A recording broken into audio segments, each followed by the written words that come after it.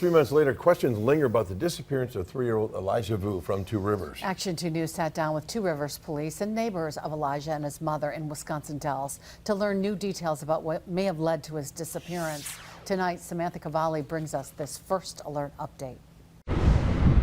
90 days ago, an Amber Alert was issued in Two Rivers. Child was last seen near 3900 Mishicot Road, Two Rivers, Wisconsin. Captain Andrew Rates remembers February 20th well. It was unlike any other, missing child or missing persons case we've had, in the sense where usually within an hour, typically, we found the child, they're with grandma, they're at school, wherever, and this wasn't the case that day, obviously. At 11 a.m., Jesse Vang called 911 to report 3-year-old Elijah Vu missing. Vang is the boyfriend of Elijah's mother, Katrina Bauer. He had been taking care of Elijah for a week leading up to the 911 call. After law enforcement learned Elijah was last seen at 8 a.m., 3 hours before he was reported missing, and the cold weather that time of year is dangerous, an Amber Alert was issued. In a recent interview, the Two Rivers police chief stated they have no evidence to believe Elijah was abducted or just walked off. Captain Rates says thousands of tips and video evidence have been coming in every day to the police department from Manitowoc County and across the world. They're reviewing all of it. The information that's come in that we have so far, whether it's video, whether it's whatever, points to a certain geographical area. And not to say that it's not outside that area at this point, but right now everything we have certainly points to this area as far as his location.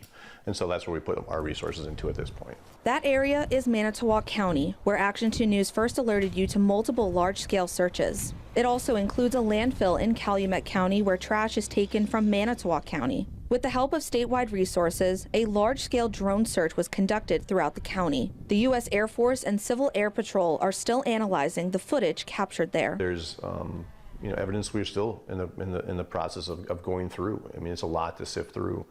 Like I said, the video files. I mean, that's not done. There's a lot to go through, and to say that this is complete or that's completed, it's never really completed because there's always more. So it's tough. According to court documents, Elijah had been staying with Vang since February 12th for disciplinary reasons after supposed bad behavior. Bauer wanted Vang to teach Elijah, quote, how to be a man. The detailed punishment outlined in the criminal complaint includes tactics of standing for 1 to 3 hours at a time and threatening Elijah with cold water if he failed to do so. Cell phone data legally gathered by investigators shows Bauer visited Elijah twice while he was with Vang, including on February 14th, where investigators say she took a photo of Elijah lying on a bed. Court records say he had a blindfold over his eyes, appearing to have bruising on his jawline and neck on the left side, as well as bruising on his upper left arm. The photo was deleted about an hour later. Vang and Bauer are currently being held in the Manitowoc County Jail on child neglect charges. Here in the Wisconsin Dells, outside the apartment complex Elijah and his sister lived at with their mother, Katrina Bauer, a memorial has been set up here with the hopes of Elijah's safe return home. Now, we also spoke with a neighbor who tells us that they are holding on to hope. That neighbor asked to remain anonymous. He's just the goofiest little kid, and I can still hear his little laugh. It's so loud, just boisterous, belly laugh, deep belly laugh.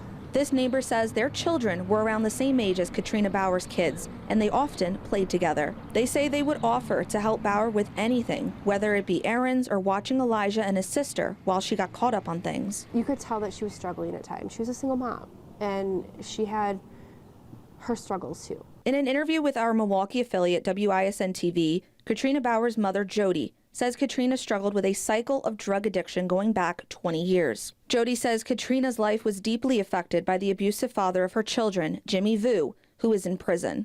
The neighbor claims Katrina was going to a clinic monthly to stay clean from drugs, but she allegedly stopped going in January. She fought so hard to get those kids back, so hard, and tried to be the mom that she wanted to be. The neighbor says the last time they saw Elijah was January 18th, about a month before his reported disappearance. The last time they saw Katrina was February 16th. They also say they remember seeing a man coming to the apartment building as early as October. That man, the neighbor says, was Jesse Vang. He's been here since October, and now all of a sudden Elijah's not here.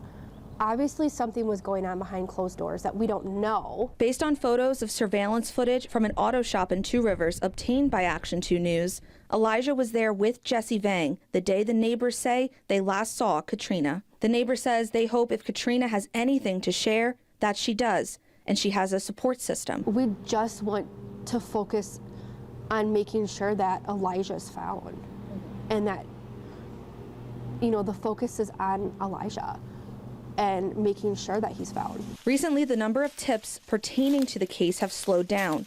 Still, the Two Rivers Police Department continues to use every resource they have and remain optimistic they will find Elijah. Whether it's our agency, other local agencies, you know, county, state, federal, the best technology we can, the best resources, the most expertise we can, that we're bringing all these things in, and that we're going to do everything in our power to find Elijah.